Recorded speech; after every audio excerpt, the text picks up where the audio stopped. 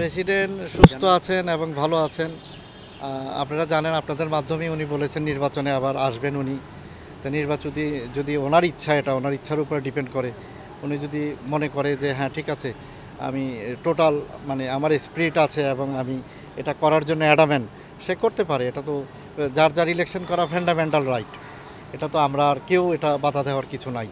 উনি করতেও পারে ইলেকশন, এটা তার ইচ্ছার উপর নির্ভর করে। আমার মনে হয় যে আগামী সপ্তাহে, এই সপ্তাহে না আসলে আগামী সপ্তাহে একটা দিবেন, আসবে, একটু ফেডারেশনে দেখবে যে কী অবস্থা। একটু দীর্ঘদিনের গ্যাপ ছিল, এই কারণে সে আসবে, নেক্সট উইকে সে আসবে। ফিফার থেকে নির্দেশনা এসেছে এইরকমভাবে যে 26 যেহেতু আমাদের একটা বোর্ড মিটিংয়ে ফাইনাল করা হয়েছে, অক্টোবরের 26 সেটাই ফাইনাল হবে। এটা পিছানোর কোনো সুযোগ নাই, কোনো অপরচুনিটি নাই। আমার মনে হচ্ছে যে ওই ডেটেই নির্বাচন হবে, 26 অক্টোবরে।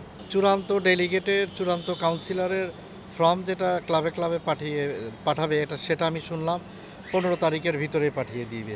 15 তারিখ দিলে ওই মাসের 15, এখান থেকে 1 মাস, আরও ধরেন ওইখানে 11 দিন, মানে 1 মাস 11 দিন সময় থাকে।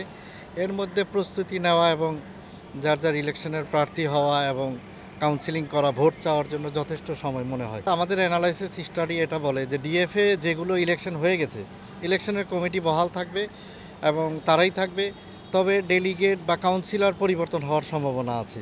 যারা আগে আমরা দেখেছি যে গত এজিএমের মধ্যে যারা চূড়ান্ত হয়ে ডেলিগেট এসেছিল, 50% এসেছিল, 50% আসেনি, হয়তোবা যার যার পক্ষ থেকে প্রতিনিধি পাঠিয়ে দিয়েছিল।